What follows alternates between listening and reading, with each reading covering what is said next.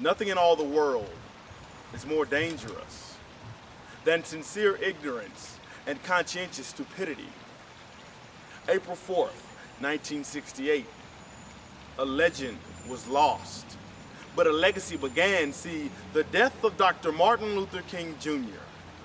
was a tremendous heartbreak to people of all races, backgrounds, denominations, and creeds. But it was needed. It was needed to wake the nation from its slumber full of sincere ignorance and conscientious stupidity.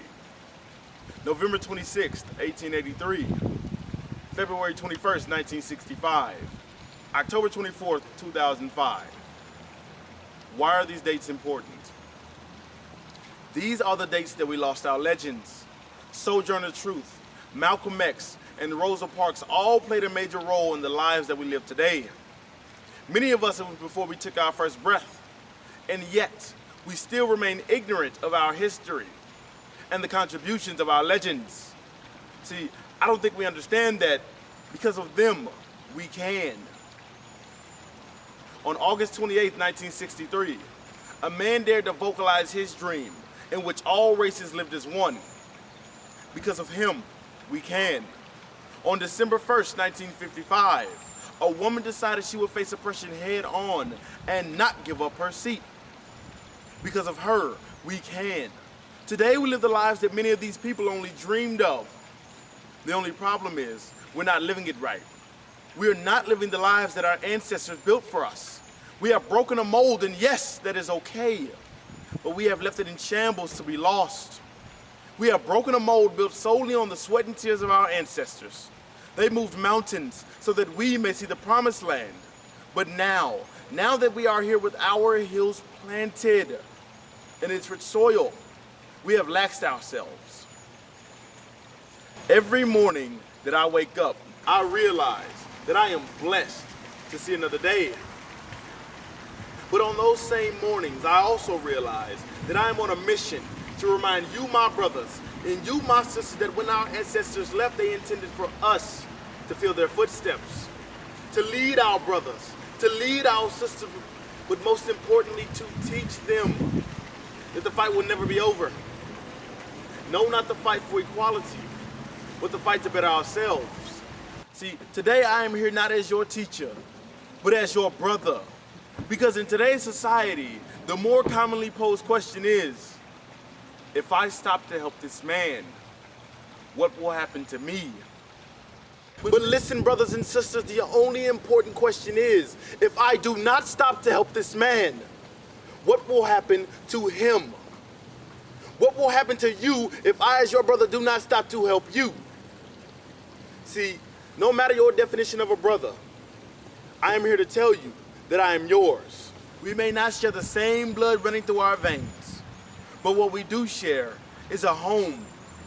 Whether it be this university, this great state, or this blue and green earth that we live on, it is still a home. And for that reason, I will not leave you in darkness. Webster's dictionary defines ignorance as the lack of knowledge or information.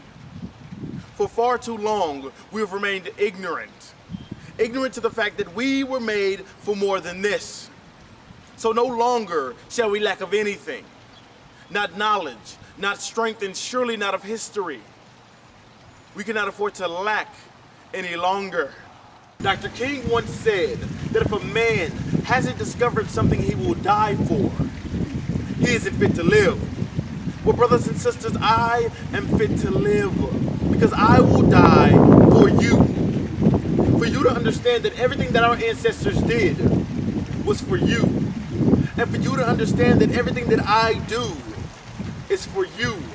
And for you to understand that everything that we do should be in their honor. The way we walk, the way we talk, the way we live our daily lives speaks volumes of not only us personally, but of our culture, our heritage, and of our history.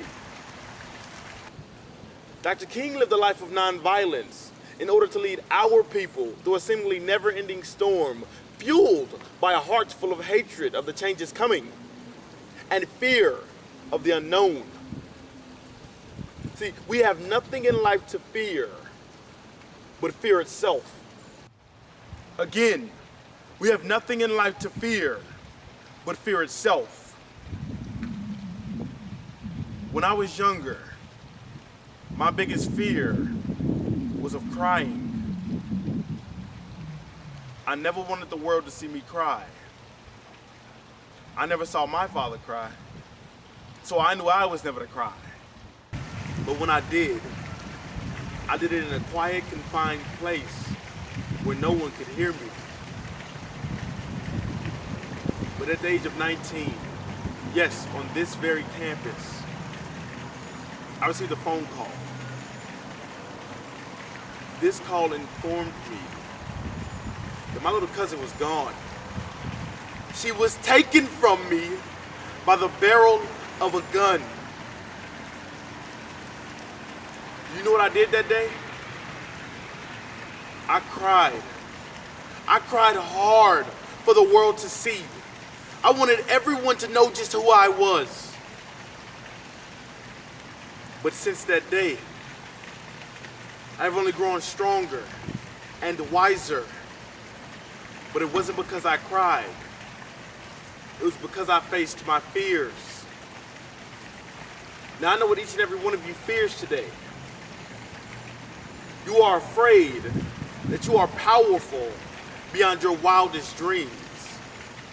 You are afraid that one day your dreams will be your realities.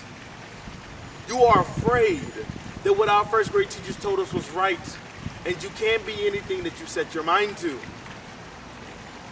Well, I think it's time we face our fears, people. It is time that we show the world that we are powerful not only beyond our wildest dreams, but their wildest dreams.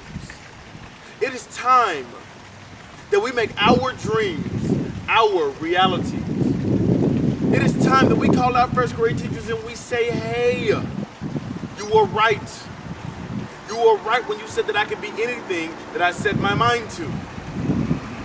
You were right when you said that one day the world would be sitting in silence, listening to my voice, awaiting the truth that I would speak. You were right when you said that an individual has not yet begun to live until he can rise above the narrow confines of his individualistic concerns to the greater concerns of humanity. Well, today is the day that I begin to live. For once I walk out, I will have left behind any concern of mine so that I may be better suited to face whatever battles humanity has in store. But before I walk out, before I face whatever battles humanity has in store, I only ask one thing of you, my brothers and my sisters. Join me, please. Our little brothers and sisters need us.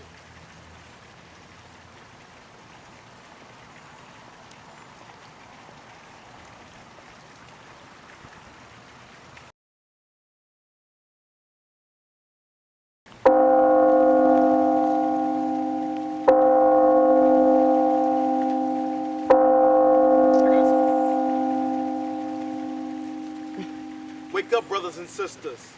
The bell is rung. The time is now.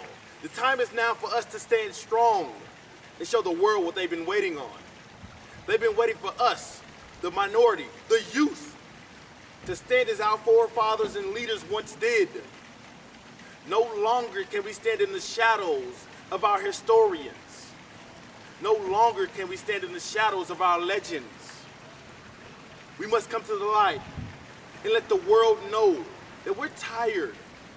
We're tired of being trampled on. We're tired of being oppressed. We're tired of being forgotten. We're here to be remembered. We're here to show you everything that you've doubted. We're a people stronger than you think we are. This isn't about being left behind. It's about moving forward. It's about me. It's about you. It's about us. Don't let them forget us. Please.